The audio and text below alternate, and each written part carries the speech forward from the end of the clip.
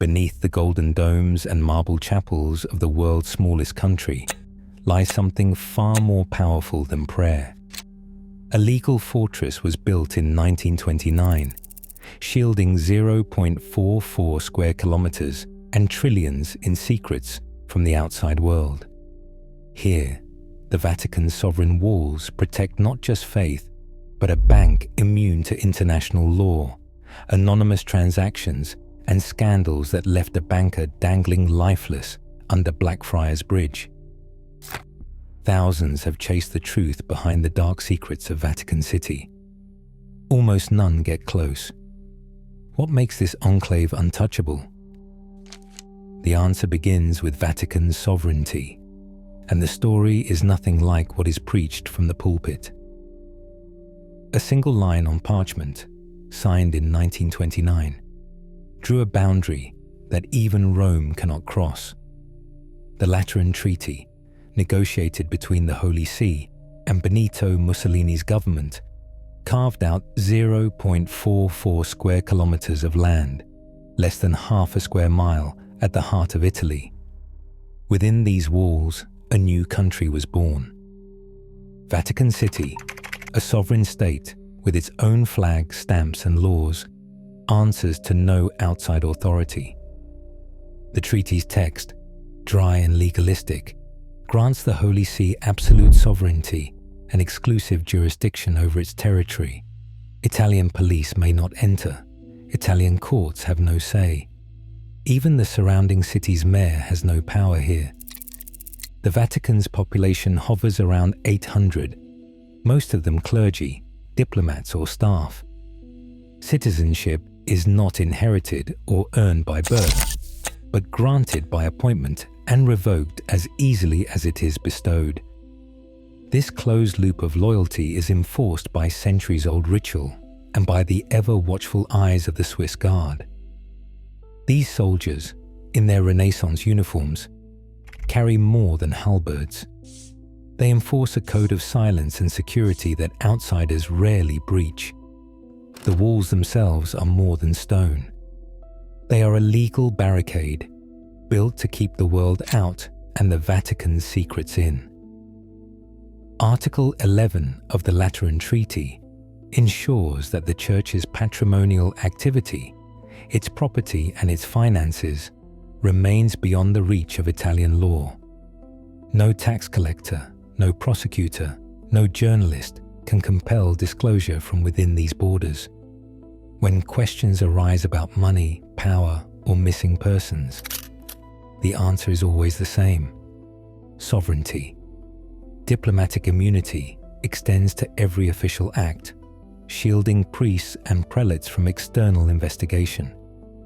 The city-state's judicial system, entirely separate from Italy's, handles its own crimes if it chooses to recognize them at all. When the outside world demands answers, the Vatican invokes its right to handle matters internally, citing the treaty's guarantees. The result is a fortress of law as much as of faith, where transparency is optional and accountability is a foreign concept.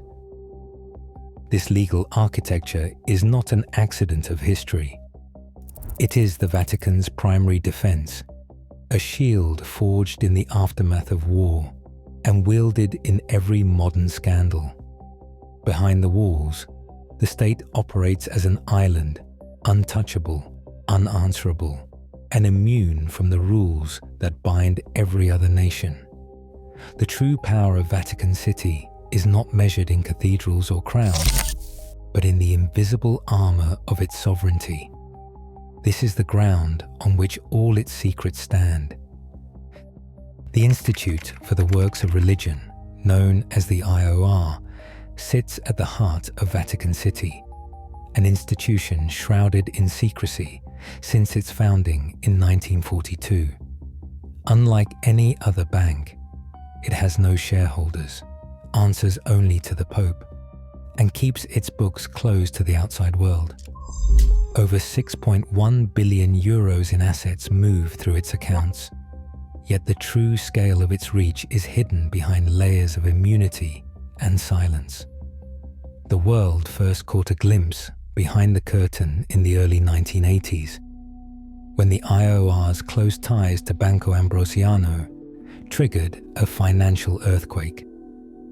The IOR was the largest shareholder of Ambrosiano, a Milan-based bank controlled by Roberto Calvi, whom the Italian press called God's banker.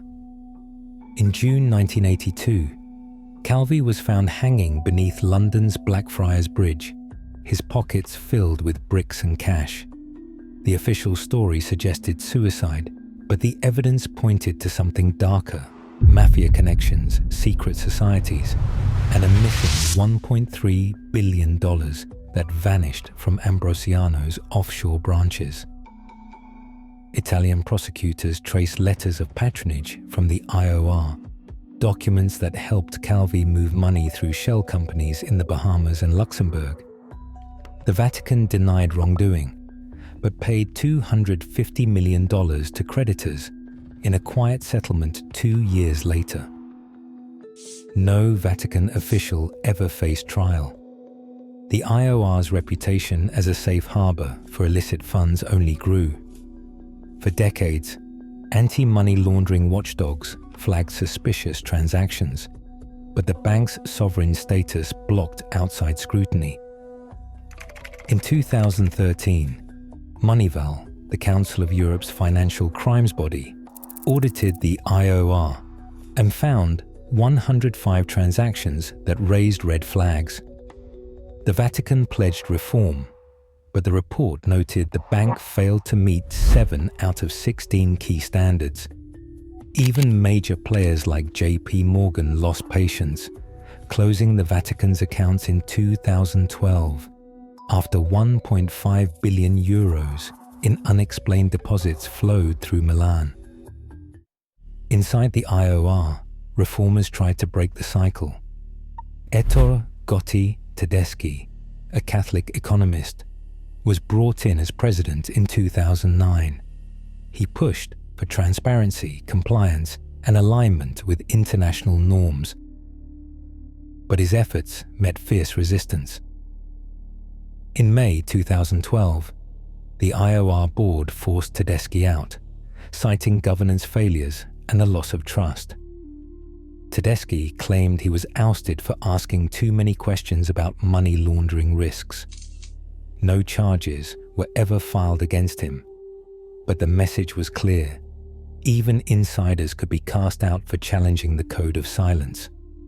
The Vatican has since touted a new era of reform. Pope Francis, starting in 2013, launched a wave of changes, firing senior cardinals and tightening oversight. The IOR now claims to serve only Catholic institutions and charities, but the shadow of the past lingers. For every Moneyval report or public statement, the core shield remains: the Vatican's sovereignty, its walls, and its refusal to let outsiders see the full ledger. The story of the IOR is not just about missing billions or dead bankers. It is about a system that thrives in the absence of scrutiny, protected by the ultimate legal sanctuary. Gotti Tedeschi's fate stands as a warning. In Vatican City, the price of asking the wrong questions can be exile. On a hot afternoon in June 1983, a 15-year-old girl named Emanuela Orlandi left her family's Vatican apartment for a flute lesson in central Rome. She never came home. Emanuela was a Vatican citizen, one of the rare few whose lives unfolded behind the city-state's ancient walls. Her disappearance on June 22nd sent shockwaves through both Rome and the Vatican, but the official silence that followed would last for decades. The Orlandi family began searching immediately. Posters with Emanuela's face appeared across the city. Pietro Orlandi, her older brother, became the family's public voice, pressing authorities for answers. The Vatican's response was cautious, almost distant. Italian police launched an investigation, but Vatican officials insisted the matter was outside their jurisdiction. Requests for cooperation were met with polite refusals. Letters from the Orlandi family sent to Vatican offices and the Secretariat of State went unanswered, or were acknowledged without action.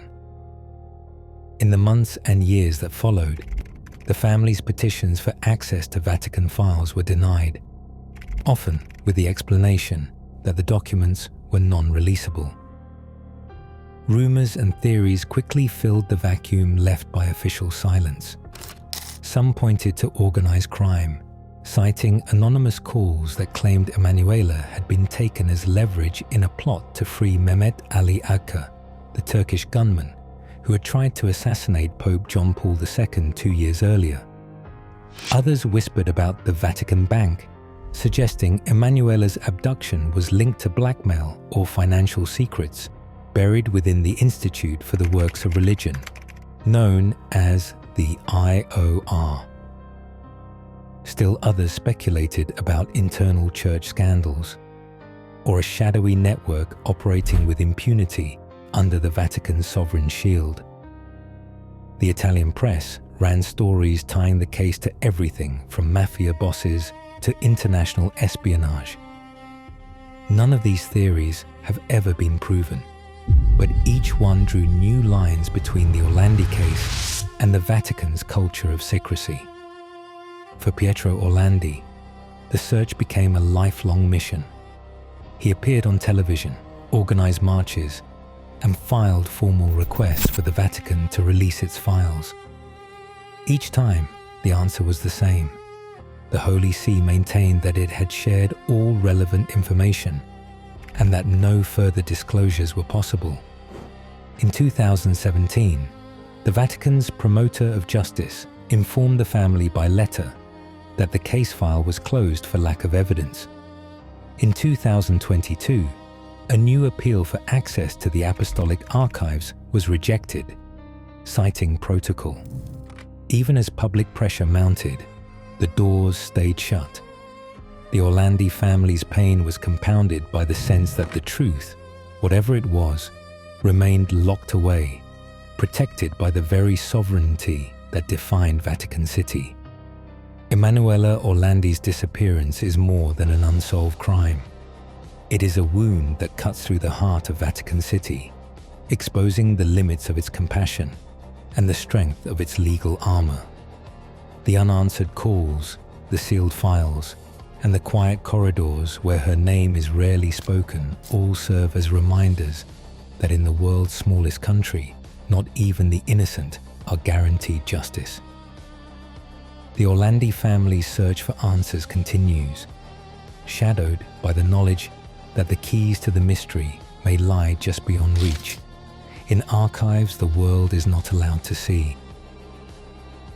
53 miles of shelving run beneath the Vatican, stacked with centuries of secrets.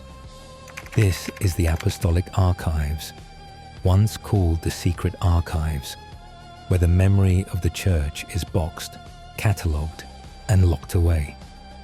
The official story claims these vaults hold only administrative records, papal correspondence, diplomatic treaties, and the ledgers of a global faith. But the sheer scale defies ordinary explanation. To walk every aisle would take days, even if you were allowed to enter. Access is not a right, but a privilege granted sparingly. Each year, hundreds of scholars from around the world submit applications, hoping for a coveted appointment. The process is exacting. Applicants must present detailed research proposals, prove academic credentials, and pass a background review by Vatican officials. Even then, the majority are turned away. Those who are accepted are handed a badge and a narrow list of boxes they may consult. Never the full collection, never the most sensitive files. Photography is banned, notes are scrutinized, every page is monitored by the staff. At the center of this labyrinth sits the prefect, the gatekeeper for the archives, a role long held by Monsignor Sergio Pagano. He is the gatekeeper, the final authority on who may enter and what may be seen. His signature alone can open a box or close a case, sometimes for good. Pagano has defended the archives as a resource for honest scholarship, insisting that the Church has nothing to hide. Yet even as some files are slowly declassified, such as those relating to Pius XII and the Second World War, others remain off limits, their existence acknowledged but their contents unseen.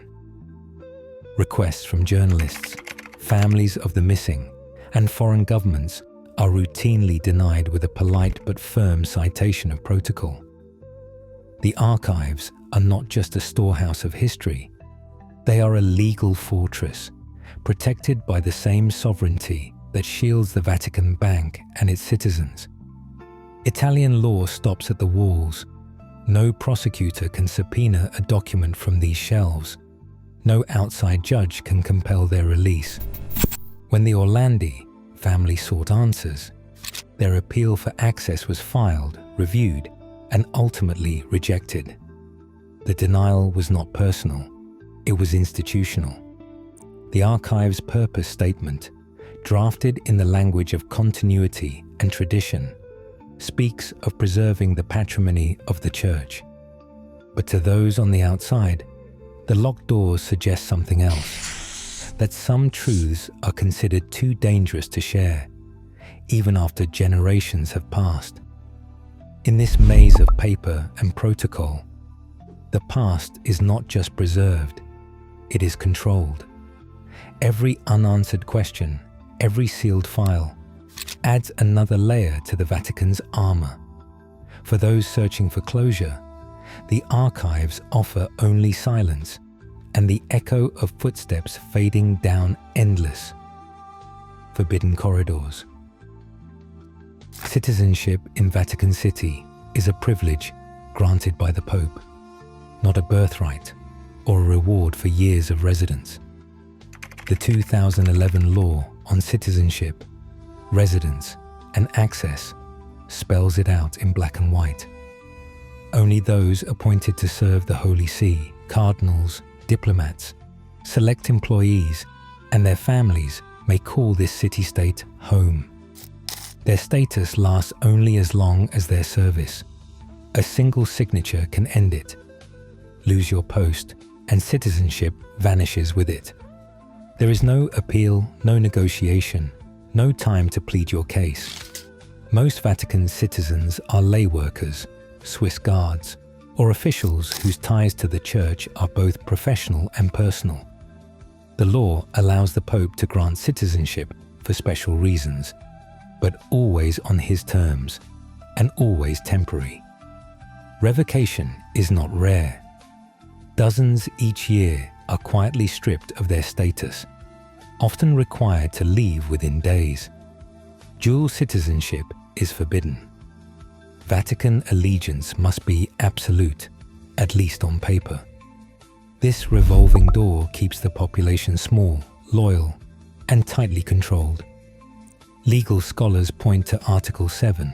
Citizenship ceases automatically when the reason for appointment ends or when the Supreme Pontiff decides it should. The effect is a closed loop. To remain inside the walls, one must serve the institution and keep its secrets. An international law scholar puts it simply: the mechanism is designed to enforce loyalty, to ensure that anyone who steps out of line can be removed instantly, along with their protections. In this system, silence is not just a virtue, it is a condition for belonging. Immunity from Italian law, granted by the Lateran Treaty and reinforced by the citizenship law, depends entirely on the Pope's continued favor. For those who serve, the message is clear. Loyalty is not optional, and neither is discretion. In August 2014, the Vatican quietly recalled its ambassador to the Dominican Republic, Archbishop Joseph Veselovsky. after local authorities accused him of sexually abusing minors. Wesolowski did not face arrest in Santo Domingo. Instead, he was flown back to Rome under the protection of diplomatic immunity, shielded from extradition requests by the host country. The Vatican announced it would handle the matter internally, behind closed doors, under its own judicial code. For months, details were scarce. No outside investigators were granted access to the files. The Dominican prosecutor's office, left with unanswered requests, could only watch as the case slipped beyond its reach. Inside the Vatican, a canonical trial stripped Wesolowski of his clerical status, but criminal proceedings moved at a glacial pace. He was placed under house arrest within the city-state, first in a Vatican apartment, then in a small room inside the gendarmerie barracks. The trial itself was delayed by claims of ill health and legal technicalities, with each postponement further insulating the case from public scrutiny. On August 27, 2015, Wesolowski was found dead, alone, before a verdict could be delivered. The official cause was a heart attack. The Vatican closed the file, and the full record of testimony, evidence, and internal deliberations remains sealed to this day. For the outside world, the final paper trail ends not with justice, but with silence. It is a demonstration of how Vatican sovereignty can turn even the gravest allegations into secrets, locked away behind the world's most unbreakable wall. Today, the Vatican's sovereign shield remains nearly impenetrable. Financial records locked, archives sealed, justice deferred. As calls for transparency grow worldwide, the Holy See stands firm behind centuries-old walls. In an age demanding accountability, true power is the ability to answer only to oneself. The question is, how long can any institution hide from the world it claims to serve? Let me know your thoughts in the comments below.